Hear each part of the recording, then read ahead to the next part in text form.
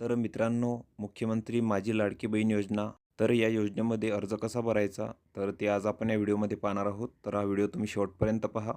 तर यासाठी तुम्हाला प्ले स्टोअरला जायचं आहे. तेथून नारी शक्ती दूत हे ॲप डाउनलोड करून घ्यायचं आहे.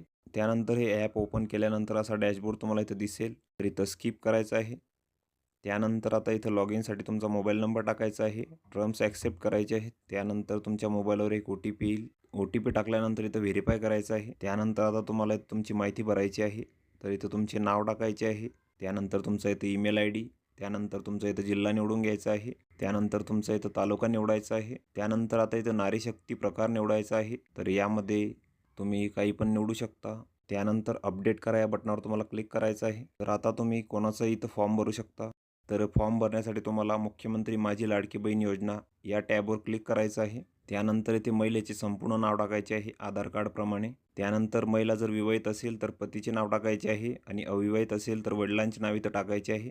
त्यानंतर महिलेचे लग्नापूर्वीचे नाव टाकायचे आहे. त्यानंतर इथं जन्मतारीख भरायची आहे कॅलेंडरमधून. तर ही योजना 21 वर्षे ते 65 वर्षे वयोगटातील महिलांसाठी आहे. त्यानंतर आता अर्जदाराचा पत्ता आधार कार्डप्रमाणे आणि इतर माहिती इथं भरायची आहे. तर इथं महिलेचा संपूर्ण पत्ता भरायचा आहे आधार कार्डप्रमाणे. त्यानंतर इथं जिल्हा निवडायचा आहे. त्यानंतर गावाचे किंवा शहराचे नाव इथं टाकायचे आहे. त्यानंतर ग्रामपंचायतचे किंवा नगरपालिकेचे नाव इथं टाकायचे आहे. पिनकोड टाकायचा आहे. त्यानंतर मोबाईल नंबर टाकायचा आहे. आधार क्रमांक टाकायचा इथं. त्यानंतर महिलेने शासनाच्या इतर विभागामार्फत राबविण्यात येणाऱ्या आर्थिक योजनांचा जर लाभ घेतलेला असेल तर होय करायचा आहे. नसेल तर इथं नाही करायचं आहे. त्यानंतर इथं वैवाहिक स्थिती निवडायची आहे, विवाहित, अविवाहित. त्यानंतर महिलेचा जन्म परराज्यात झालेला आहे का? असेल तर इथं होय करायचं आहे, नसेल तर नाही करायचं आहे. त्यानंतर आता महिलेच्या बँकेच्या खात्याचा तपशील इथं जोडायचा आहे. तर इथं बँकेचे नाव, त्यानंतर खातेदाराचे नाव, त्यानंतर खाते क्रमांक, त्यानंतर IFSC कोड, त्यानंतर आपला आधार क्रमांक बँक खात्याशी जोडलेला आहे का? तर इथं होय करायचं आहे. त्यानंतर आता तुम्हाला इथं कागदपत्रे अपलोड करायची आहेत. तर यामध्ये आधार कार्ड, तसेच अधिवास प्रमाणपत्र किंवा जन्म प्रमाणपत्र किंवा शाळा सोडल्याचा दाखला, त्यानंतर उत्पन्नाचे प्रमाणपत्र किंवा पिवळे किंवा केसरी रेशन कार्ड तुम्हाला इथं अपलोड करायचे आहे. त्यानंतर अर्जदाराचे हमीपत्र तुम्हाला इथं अपलोड करायचे आहे.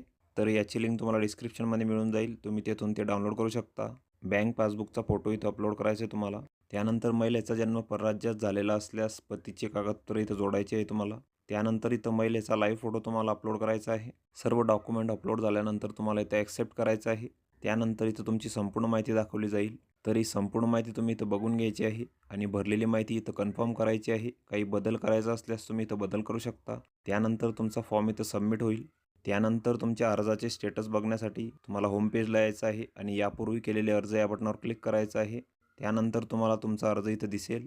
तर त्यावर क्लिक करायचं आहे तुम्हाला. तर आता सध्या तुम्हाला तुमचे जे स्टेटस आहे तर ते इथं पेंडिंग दाखवेल. तर नंतर ते अप्रूव्ह होईल. तर अशा प्रकारे तुम्ही इथं ऑनलाईन पद्धतीने अर्ज भरू शकता. तर व्हिडिओ कसा वाटला मित्रांनो? व्हिडिओ आवडल्यास लाईक करा, शेअर करा आणि आमच्या चॅनलला सबस्क्राईब